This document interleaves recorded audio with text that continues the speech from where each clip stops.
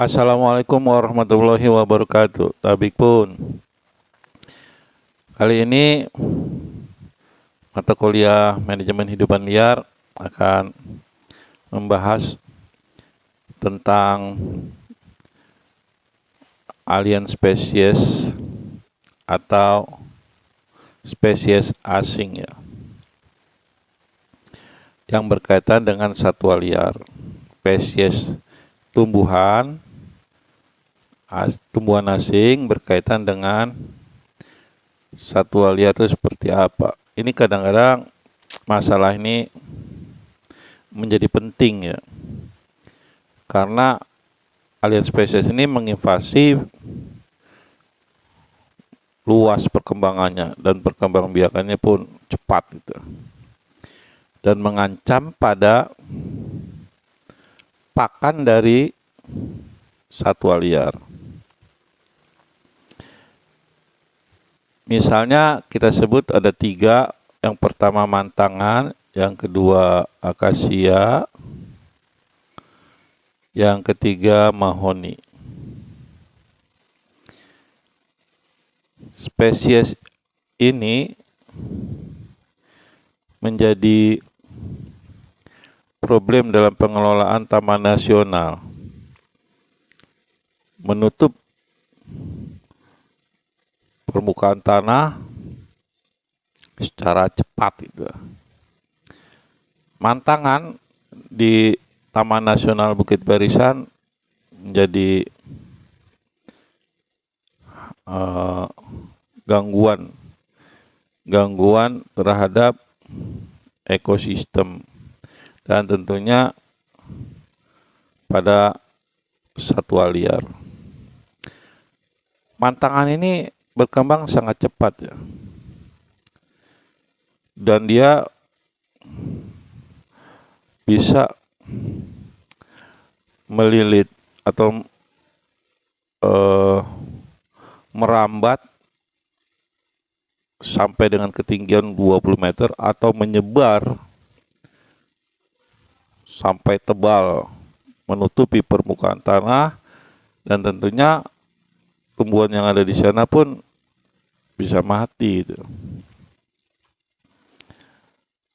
Mantangan ini kalau dibiarkan terus-menerus, maka dia populasinya semakin meluas, semakin merajalela dan menginvasi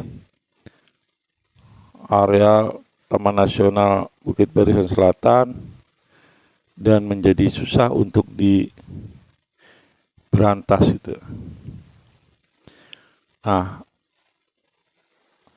satwa liar akan terganggu karena pakan yang ada di sana tentu bisa mati, dan tertutup oleh daun dan rambatan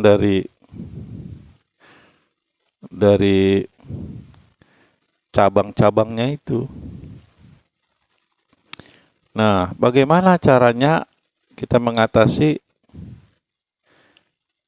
spesies asing ini ya, yang menginvasi ya? Kalau seandainya kita kasih herbisida,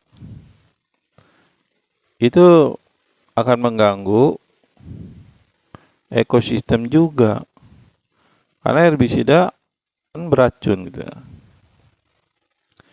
dan bisa meracuni satwa liar di sana ataupun mikroba tanah.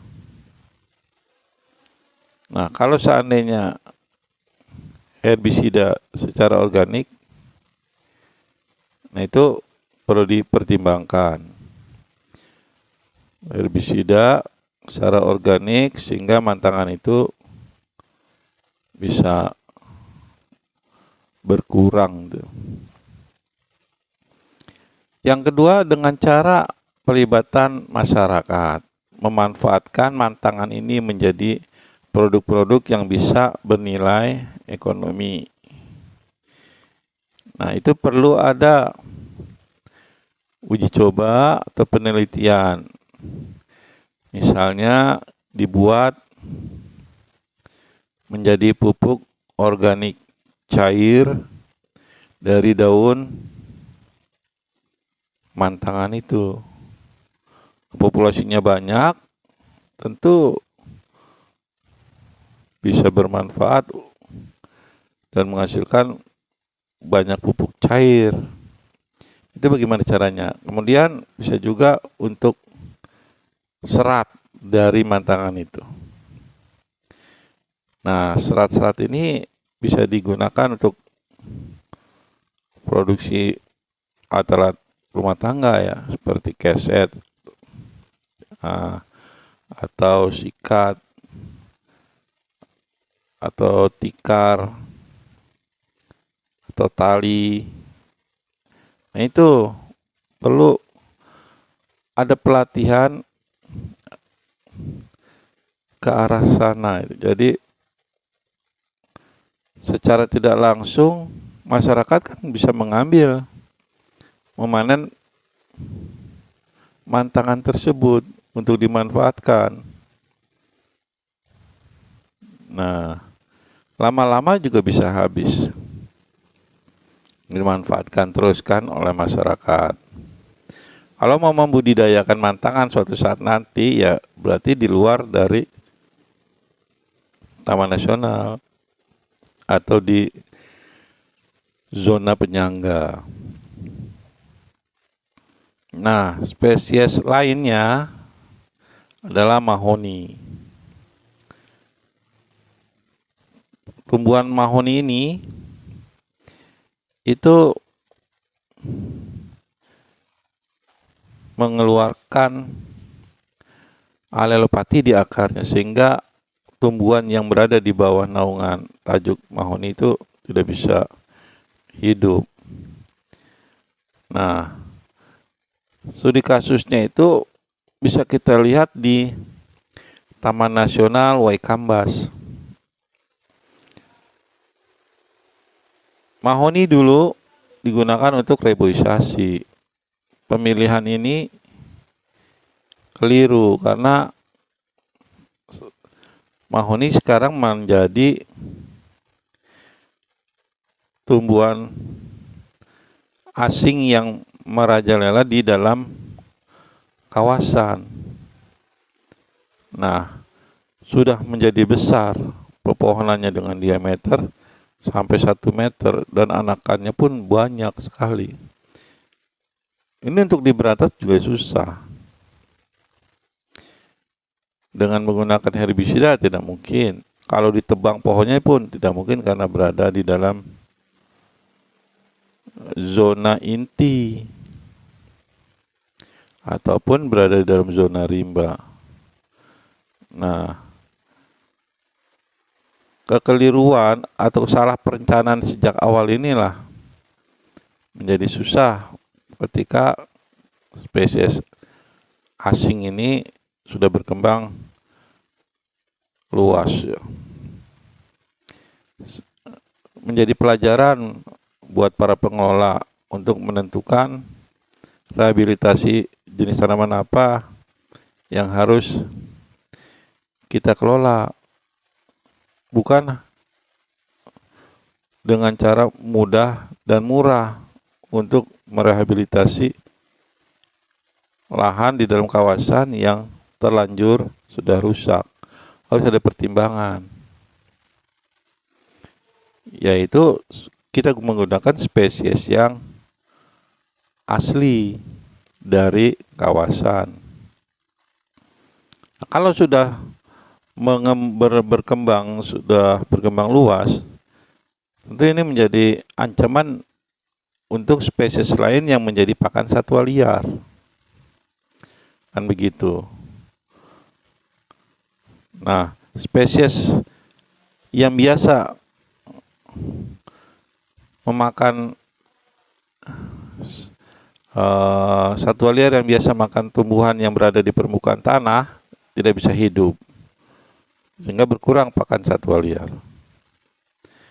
Ataupun dia menguasai, mendominasi secara spasial, sehingga vegetasi yang lain akan tersingkir perlahan-lahan menjadi berkurang. Inilah menjadi ancaman dari satwa liar.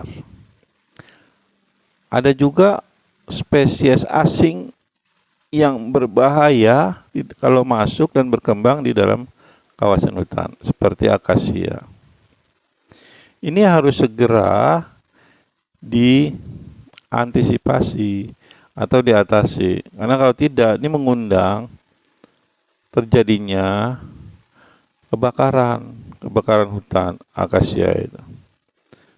Nah, ini berbahaya dan bisa mengancam keberadaan dari berbagai macam satwa liar yang ada di sana. Ketika musim kemarau terjadi kebakaran karena akasia mudah terbakar, serasanya yang lama untuk menjadi lapuk dan itu mudah untuk terbakar. Yang berbahaya. Nah, spesies asing ini harus kita kenali dan kita antisipasi sedini mungkin. Jangan dibiarkan mereka berkembang. Dan kita harus kreatif dalam pemanfaatan dalam rangka membasmi spesies asing itu untuk kita manfaatkan dan kita kembangkan di luar daripada kawasan pelestarian alam. Demikian kuliah tentang invasi spesies asing dan kaitannya dengan hidupan liar. Wassalamualaikum warahmatullahi wabarakatuh.